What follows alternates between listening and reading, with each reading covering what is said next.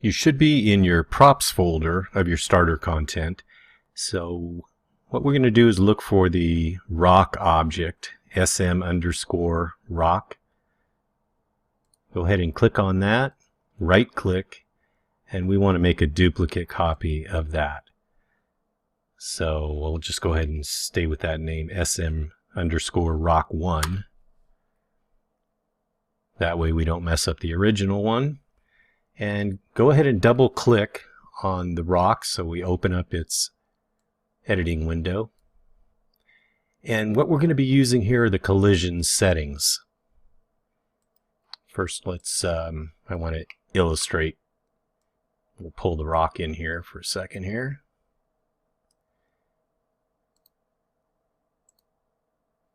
Now if I click play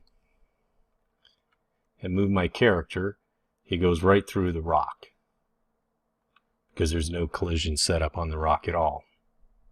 Which could be a cool feature if you wanted your character to be able to go through walls or, do some paranormal type things. But for our purposes, we don't want him to go through the rock. We want that rock to be solid. So we're going to have to add some collision to it so our character will collide with it. So I'm going to go ahead and click escape on that. Let's go back to our rock and go up here to the collision setting and go ahead and check off simple collision so that we'll be able to see what we're doing here. And up here at the collision tab, there's a whole bunch of different settings here that you can use depending on the complexity and the accuracy of the collision that you need to apply to the object. So as we look at our rock object, we can see it's got a lot of chunks coming out of it. It's not just a sphere. It's not just a simple square or anything like that. Those are pretty simple to do. But if we do apply a sphere to the object, Unreal Engine is going to create this for us. And if you're already familiar with this, go ahead and skip forward in the video. But I'm going to go through this step by step because these steps are really important in order for especially cloth to react properly to static meshes, things like that. So we've got a simple sphere here, and we can use our controls up here, our move. To move that, we can rotate. We can scale, make it bigger, smaller. And it'll only scale in all directions on the sphere. If we want to get rid of this, just click your delete button.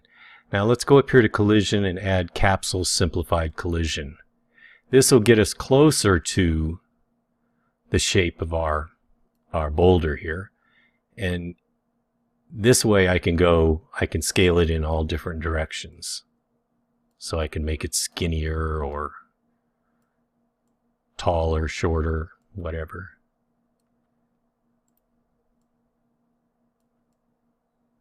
And as we go back into our level, let's go up here to show collision. If you look really close here, you can see the collision box around the boulder. So let's click play. And our character, boom, now he doesn't go through the boulder.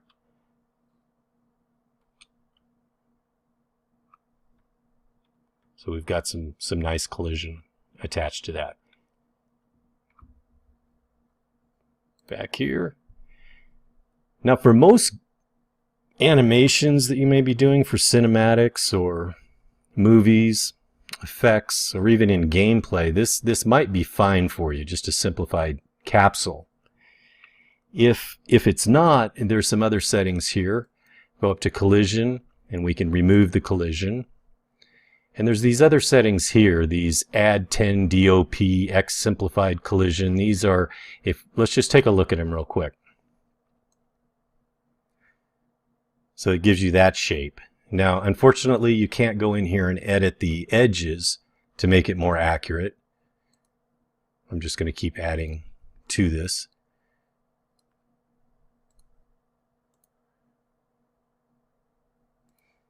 And then if you want to get rid of them, just select them and press delete on your keyboard.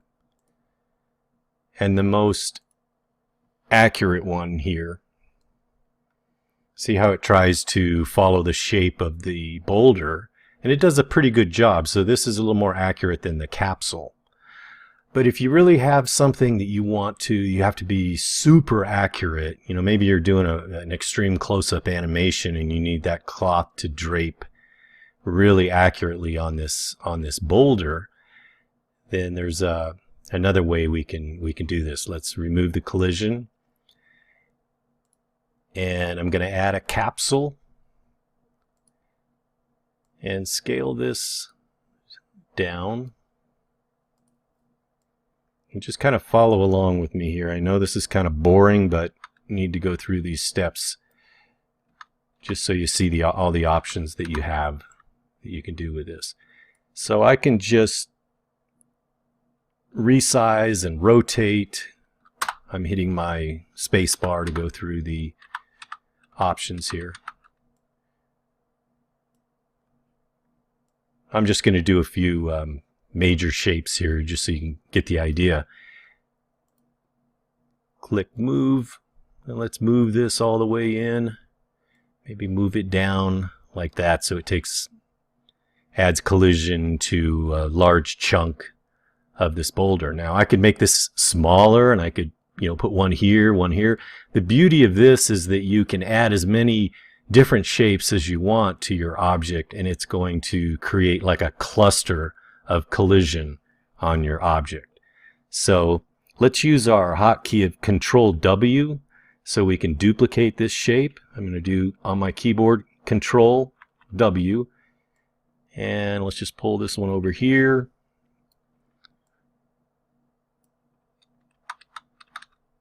Rotate that one. We'll move it here. Move it up a little bit. And do Control W again so I can make another copy of that. Pull it here. Bring it down.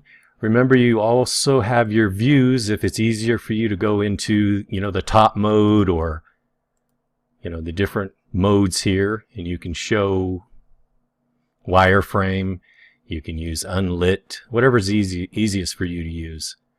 I usually try to stay pretty much in the perspective mode. Okay, so we got this one here. Now I'm going to do another one. Control W. Bring this up to the top. Bring this toward the middle. Now let's say I wanted to scale that out a little bit, so I'll just make it a little bit wider. Turn it in this direction. I can do the same thing here. And it's okay if it overlaps your other capsules. That's perfectly fine. Click Save on your object. Now when we go back in here to our level, you can see that we've got all of our different capsules here. And it needs some adjustment. See, this is too far out here, so I'll bring that in. But you get the idea of the preciseness you can do by just adding multiple capsule objects or squares or spheres or whatever you want to do. And then we go back into our level. Let's test it out. We'll hit play.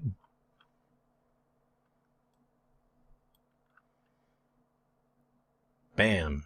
So our character, he just runs right into it. Jump, so I'm trying to get him to jump over it.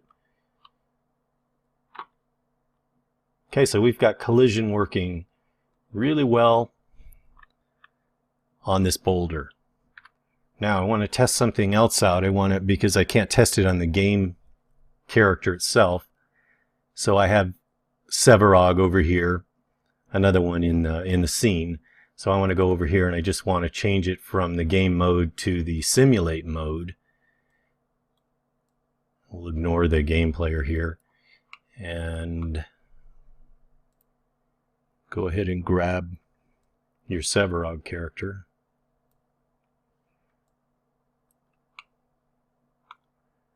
And what I want to do is I want to position him to where his cloth is draping over the boulder. See, like this.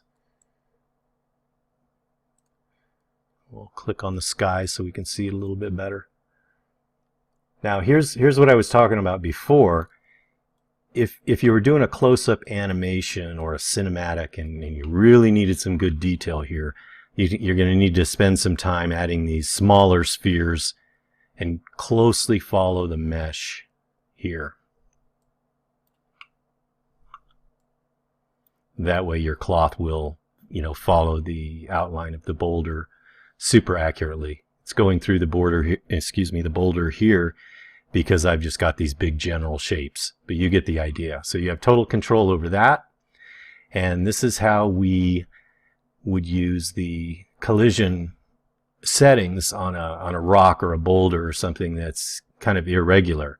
Now in the next video we're going to do a similar thing, but we're going to use a chair, and we're going to set up the chair to where it works for our collision and our cloth, the cloth on the character.